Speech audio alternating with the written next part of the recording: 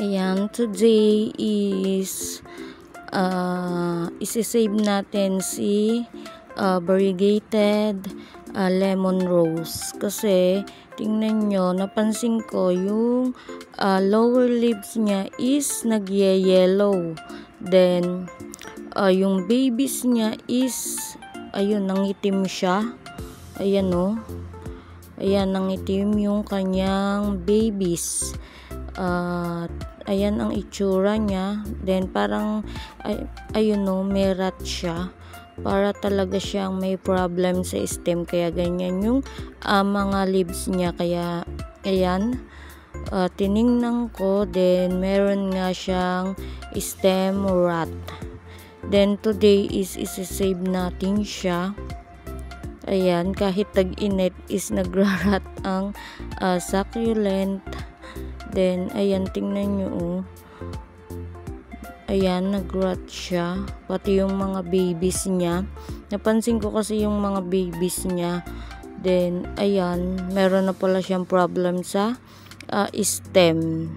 Then today is isi-save natin siya at ikat natin. Ang variegated lemon rose talaga is maselan din. Ayan, mga variegated is maseselan sila. Then ayan, nagkaroon na ako dati ng lemon rose. Then ayun, na maalam din. Ayan, i-remove muna natin yung mga may yellow na leaves. Ayan, bago natin siya i-cut. Ayan, tingnan nyo, once na hindi pa natin to i-cut is mag-didiretso na siya. Ayan, ayan no, nag-rot. Ayan, okay na siguro yan. Itong variegated lemon rose is maselan. Ayan, tingnan nyo, nag-rot pa rin kahit sobrang init. Sobrang init dito. Ayan. Ayan. Then ayan, ikat natin siya dyan. At sana is makasurvive pa ito. Then ayan, buti na lang is nasave natin siya, kasi kung hindi natin kinat agad is magrarat yung buong stem niya. Then ayan, lalagyan ko lang ng cinnamon powder para mabilis matuyo ang kanyang stem. Then ire-repat ko na din siya. Ayan, lagyan lang natin siya ng cinnamon powder bago natin siya i-repat. Ayan, ganyan lang. Then buti na lang meron akong cinnamon powder. Then ayan, ipapat ko na siya. Ayan, diba, kontik na siyang maubos. Then ayan, ito yung stem niya oh. Ayan, nag-rot. Ayan, ganyan siya. Then itanim na natin ito. Ayan, meron ako ditong ano lang siya, sa small pots. Ayan, small pots natin siya i-re-repot. Ayan, dito sa white pot na small pot. Then ayan, itatanim ko na siya. Dry naman yung gagamitin kong soil. Ayan, dry na dry ang soil kong gagamitin, kaya okay lang. Then ayan, loam soil at ipa. Ayan, hinaluan ko ng ipa kasi wala na akong ganong pumice stone. Ayan, hinalo lang yung ano ko, yung dating soil ko. Ayan, hinalo ko lang, kaya meron kahit papano. Then ayan, ganyan lang. At i-ano natin siya, itusok lang natin.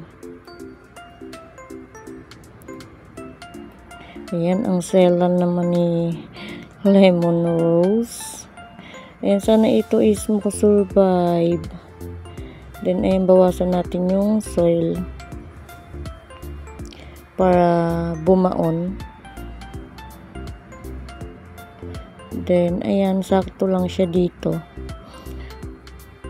from large pot to small pots.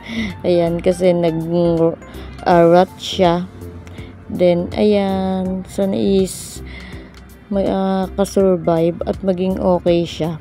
Yung isa din, 2 pots ito. Yung isa is naglagas din yung lower leaves niya, pero mukhang okay naman siya. Then ayan, hindi muna natin siya papaarawan. At ito, hindi ko naman siya inaano sa mainit, nasa lang siya, morning sun. Then ilalagay ko na lang siya sa shaded. Ayan, sana is maging okay ito. Ayan, lang natin yung soil, ayusin lang natin. Then ayan na siya, naipat na natin siya. Ito is hindi na siya ma-leaf propagation kasi yung dulo niya is tuyo na. Ayan, nagtuyo na yung kanyang lower leaf sa pinakadulo doon kasi tumutubo yung babies. Then ayan, ito isa na is may save pa natin. At ang selan niya dito sa lowland. Ayan, masiselan ang variegated sa lowland, lalo na ngayon sobrang init. Once a week ako nagdidilig ngayong summer, pero gagawin ko na din after 2 weeks. Ayan, shout out to my member. This is Succulent and Cacti Lover, Rolly Sills Vlog, and Eileen De La Cruz Vlog. Please subscribe sa kanilang channel, and also to Ate Roxy. Thank you for watching. God bless us all. Bye.